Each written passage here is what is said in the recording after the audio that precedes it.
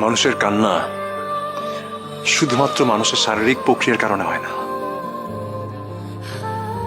এর সাথে অনেক ইমোশন জড়িয়ে থাকে। কিন্তু সব ইমোশনকে প্রশ্রয় দিতে হয় না। কাশফুল, তুমি তো ভালোবাসার অর্থই বোঝনি।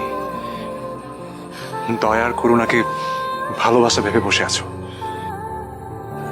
হ্যাঁ, আমার কাছে দয়া আর করুণা হচ্ছে ভালোবাসা,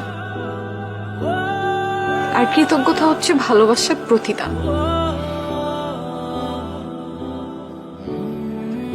তুমি ভুল করছো, অনেক বড় ভুল করছো।